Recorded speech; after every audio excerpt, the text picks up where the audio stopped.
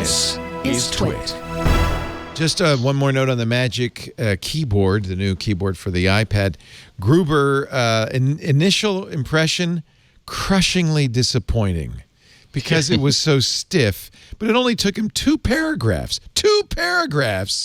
to say, this thing is great. Once I let go of my preconceptions, I fell in love. This took me all of 15 minutes. I went from, I don't like the way this thing feels at all, to I can't wait to start raving about how great this thing is. It is the case that that the iPad Pro 12.9-inch plus Magic Keyboard actually weighs more than the MacBook Air. Yeah, I think that's so. You have to come back to this idea that the reason a keyboard case like that has to be so heavy is that the iPad itself is so heavy.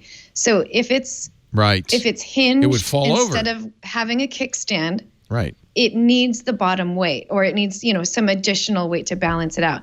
And Apple made a keyboard that is intended to sit on your lap. It's a weighted base, basically. So it needs to be heavy. Right. So I think a lot of people are expecting the Magic keyboard case to suddenly be as light as the Magic or the Smart Keyboard Folio or something like that, and that just can't happen. Or the iPad falls over. It's too heavy to handle something like that. So, and I think Gruber explains it very well and very detailed and in a way to understand that, if you were to, I think he describes if you were to flip your MacBook or your MacBook Air over, and that so that the screen is on the ground or facing down, and then you try to open that, you can't open that because of the way it's weighted. It's because the screen itself is so lightweight that it will kind of go with it. So Apple had to make a keyboard base that is just as heavy or even maybe a little heavier than the iPad itself so that it can have that proper weight and not fall over. And that makes a lot of sense. Some of the better clamshell style keyboard cases out there are the same way. They're heavy because they need to be so the weighting can be distributed properly. I'm not sure how so many people got it. I mean, mine's not coming till Friday. Maybe they chose expedited shipping or something. Gruber actually specifically says that was the review unit that but he some had. people got it really early. There are people who got it. There are people in our chat room who have it. In fact, I think the 21st was the official date for shipping if you didn't fall back. Tichi got his. Yeah. I'm looking forward to hearing what he thinks. Yeah. Mime Artist in our chat room says, I have the new keyboard. It's fantastic. Baba, who's in the UK, says he loves it. The Magic keyboard is very lappable. So, there are people even in our chat room who have it. So anyway, I can't wait. It's going to be, it is, it's not exactly, it's something new. Yeah, and like I said, this isn't the only solution that's out there, and I hope we get to see a whole bunch of different makers. Logitech has with one, their, right? Yeah, exactly. I hope we get to see Logitech a different says for the iPad. To be clear, it's for the iPad and the iPad Air, not for the iPad Pro. Right. There was I think there was kind of a collaboration. It uses the when smart announcement connector on the bottom. Yeah. But I would even consider something that's even bulkier than that. If someone sold a frame that something that's more like a conventional laptop, and the screen part, the part that holds the iPad, is actually an aluminum frame that you can simply pull apart and then sort of trap it in there to turn it into more of a conventional notebook. If you're buying this iPad as a conventional notebook, for me personally, that's something that I would be very, very interested in, particularly if it had a 360-degree hinge, because that is really one of the things that I adore about certain Chromebooks and certain Windows machines, a 360-degree hinge. I had no idea how much I would appreciate it and use it until I actually had one in my bag at all times. So yeah, there are going to be people who are going to be disappointed because it's not like a flimsy cardboard. I have an incidental use to maybe fire off a couple of emails or messages type keyboard, but then there are going to be people who are going to be, I'm going to be capturing stuff and then actually writing a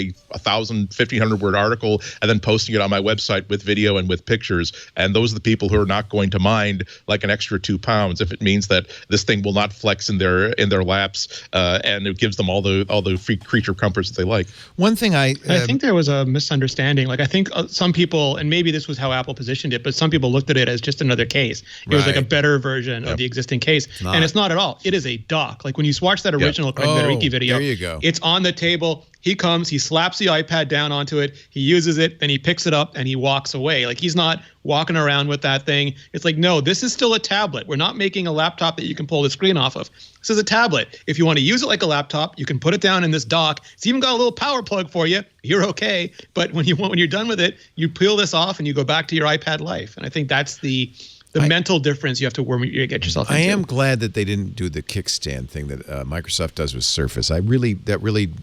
It's not only unaesthetic, I always have to remember to do it.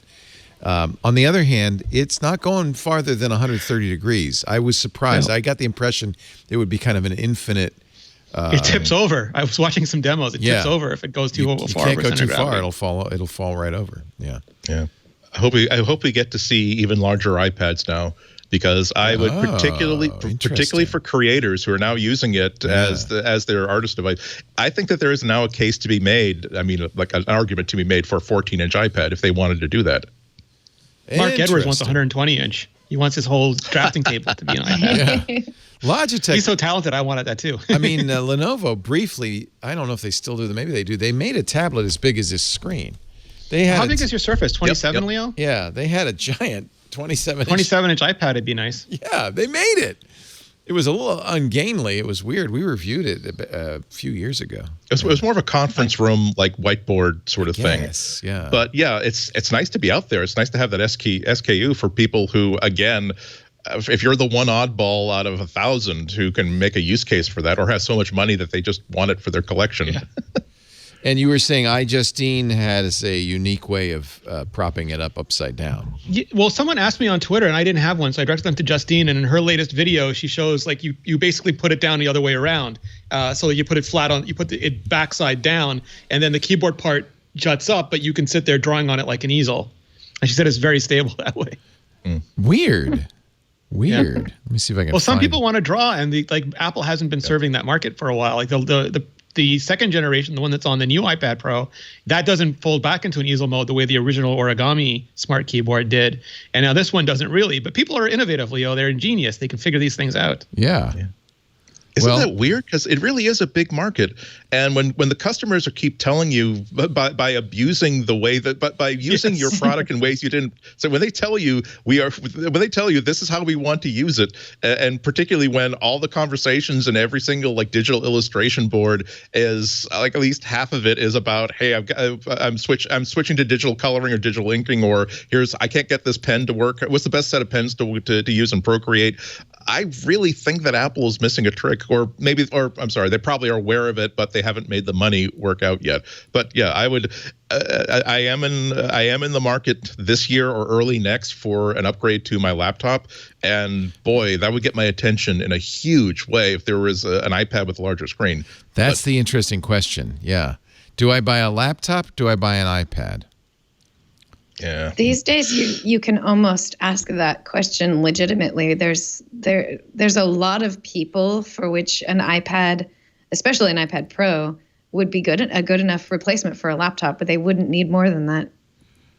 Yeah. Also, the last time I bought a new notebook was in 2015 when again I famously emptied a glass of Diet Dr. Pepper while falling asleep in a hotel room the night before I was supposed to give a keynote address at a conference, and so I basically had to say, "Okay, Pilgrim, you committed to giving this keynote. There's an Apple store right across the parking lot from this hotel. You have $2,000.